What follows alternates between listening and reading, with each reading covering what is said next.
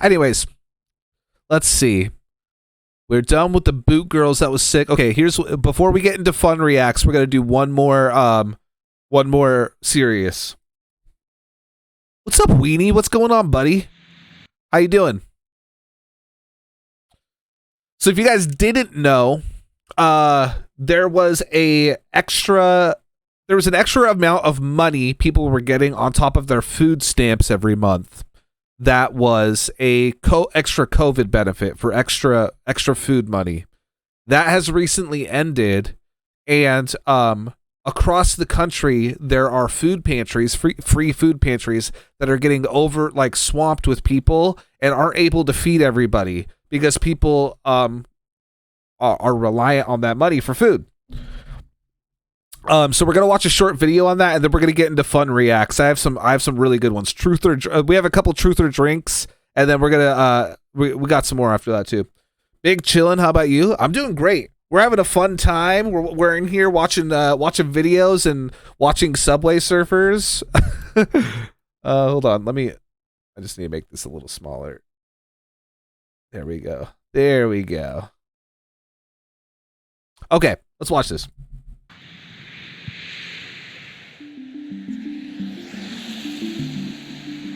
Pandemic-era SNAP benefits, the extra money that some people were using to purchase their groceries, Good night, Camry. come to an end, and families are feeling the pressure.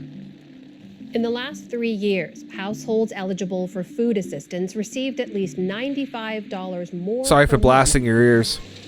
The extra SNAP benefits have kept 4.2 million people out of poverty.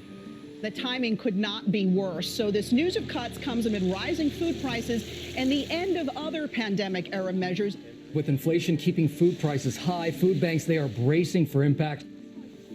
The federal public health emergency over COVID is coming to an end, and with it, residents in every state have lost the additional SNAP benefits they've been getting for nearly 3 years. In Kentucky, lawmakers already cut these benefits last spring, reducing federal food assistance to the state by $50 million per month. It's an early window into what the rest of the country's 41 million SNAP recipients will now experience. I got here at 6:09 a.m. We got here at 5 o'clock this morning. I got here at 6 a.m. There was already about a dozen people in line. We got here around 6:30 this morning. This passes the time away from up here. I've been up here so long that I need some time passing. I'll be 80 in November. I get fresh vegetables and fruits that I couldn't afford if I didn't get them because they're Hold on, sorry. expensive. Everything that they give you is, it's good because it's something you need. It's very... So, this is such ghoulish behavior. It's like people know that these people are reliant on this extra food benefit, okay? The people who voted to end it know that they're relying on that. But instead of raising taxes on the end of somebody who can afford it, in the upper middle class to the higher classes economically, instead of doing that, raising taxes up there or making cuts up there to benefits up there, they're choosing to cut people's food benefits to the point where 80-year-old grandmas are in line at 6 a.m. in their car because they can't afford fresh fruits and vegetables. What the hell is wrong with people, dude? This shit sucks. helpful to me. Very helpful. We was getting $285. Now we're getting $58. Oh my God. SNAP benefits. It's made it a lot tighter. Tell me right now in 1 month, that guy's family is getting $58 in food benefits. What can you buy with $58? Have you been to the grocery store lately? It's so fucking expensive, dude. 3 people live at my apartment, okay? And when we go grocery shopping, it's like, when we go grocery shopping at the beginning of the month, it's like $300, dude. And we still have to go back. It's fucking expensive. Like $58 is nothing. What the hell? A lot lot harder to try to get from one month to the next month to getting stuff. Besides having to get medicine and everything else, you have to watch what you do and how you get it. You was able to get some meat and stuff before. Now, if you get meat, you have to not get milk or bread and wait 1 month to the next to get, you have to flip back and forth. If we don't get here early. I could leave the store with 10 things and pay $70. Yeah. Yeah, it's crazy, dude. I went to the store last month, mid-month, and I went to get the cheapest basics that you could possibly get, okay? This is what I got. I got eggs, bread, pasta, and top ramen. Okay? Bread, eggs, pasta, top ramen, and and peanut butter. I paid like almost $30, dude. That's the cheapest shit. That's the cheapest shit. Why am I paying? How did I pay $30 for that? It's like, I feel like 10 years ago we were paying $10 for all that. Holy shit. Then we're way back, and a lot of times they'll run out of some of the supplies that they have. So I always try to get here early enough so we can get some of the earlier supplies. This food drive has helped us make ends meet at my house, where we're having a lot of difficulties because of my mom's health issues. They've been there for us for the holidays and stuff. It's helped out a lot. Here, if you want to just set it down over here, we'll just fill it up. Here's a take, okay? And you can take this how you will. Food banks like this that have people lined up in front of them for hours and hours, these should not exist. These should not exist. Okay? The only reason why this exists is because our government is failing us in every way. Okay? And the world that I live in, these don't exist because food is a right for everybody. No one should be hungry in a country of complete excess and wealth. No one. These places shouldn't exist. People should have all the food that they need.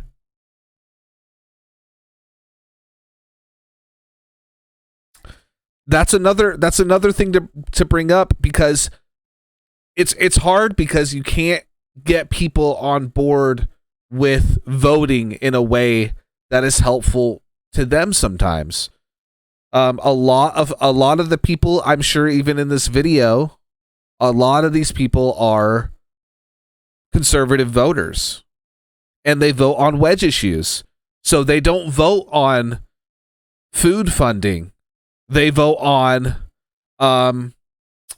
abortion rights. They vote on trans issues, gay rights, which they're against all of, oftentimes. And I don't want to make a sweeping generalization, but like, I believe there's a study somewhere, and if somebody else finds it, let me know. There was a study somewhere where they asked people if they were in favor of Medicare for all, and like a large number of people said no. It was like probably like half and half, or maybe not. I can't remember. I need to find the study. But then they asked similar people if they were in favor of. They worded it without saying Medicare for all. Okay, and it was like a significant increase in people who were in favor of it. It's because the messaging that conservatives send out to their voters is just brainwashing people. It's brainwashing people. They're like, Medicare for all, that's that communist shit, right? I want to die. It's like, damn, dude. Like, it's not that fucking crazy. If you need to make 2 trips, it's fine. The Hazel Green Food Project is a pantry not like any other pantry in Eastern Kentucky. We serve everybody. We have a theory that says, Jesus never looked in your fridge before he fed you. He just fed you. So we don't turn nobody away. Today we are here to do a food distribution, and today we will serve about 16 counties at least. So right after they made the switch where they cut those extra benefits, our next food giveaway line had doubled in size because people just didn't have anything then. It seems like every food giveaway, the amount of people, it just grows. When we have people who drive 2 hours just to come to our food pantry just so they can have groceries. The line will go over a mile long. Sometimes we will even have to start our food That's giveaway crazy, dude. interfering with the parkway. We will run out of food, I'm sure of it. Sometimes we barely have enough. Sometimes we have to turn at least 50 cars away. We don't leave until everything is gone. And when you're thinking about those families that you turned away at nighttime, and you're wondering whether or not they have food, and no matter how hard you work, it's not enough. And so the next week you try harder and try to get more stuff in, but you run out again. And so it's like a never-ending thing. 8 hours after the first... It's ridiculous, dude. We have so much excess in America. It's fucking ridiculous. This should not be happening. I don't know if you guys remembered this, or maybe this was something actually more local that happened. I think it happened in Portland. During the pandemic, there was a time where Fred Meyer, which is under the Kroger umbrella, for those of you who have Kroger, they were throwing away dumpsters and dumpsters full of food that was reached their sell-by date. Okay, dumpsters and dumpsters are full of food. And people noticed, and so they went and got what was still in the packaging that they could still eat. And when they saw that people were doing that, they called the police, and they had the police guard the dumpsters with food in it. It's fucking monstrous, dude. It's so monstrous. I want to help. I would live a happy life helping people like this. I mean, if you want to help, volunteer, buddy. I'm sure they have pantries around you. I'm sure they're always looking for volunteers, too.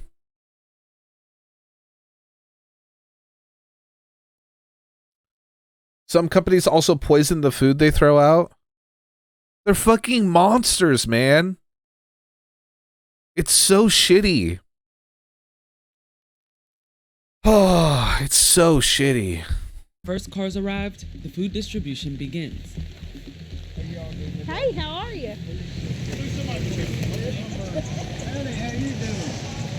Hey, how are you? For the next 3 to 4 hours, volunteers for the Hazel Green Food Project work to give away everything from venison steaks to heads of cabbage, as well as fried pork, bags of potatoes, and carrots. They even get a few treats like cookies and potato chips. You're welcome. Yeah, so yeah, like projects like this are typically almost all volunteer labor, because any money that they get goes directly towards food, to feed people. So I'm lucky that I work in the nonprofit space that I actually can get paid in. And we also rely on volunteers oftentimes as well. But yeah, I mean, if you're wanting to work in the nonprofit sector, I mean, I don't know how to get into that where you are. But I would just, do some research and see if there's anything in your area that you're passionate about, and see if they have a website, and see if they have career opportunities for you.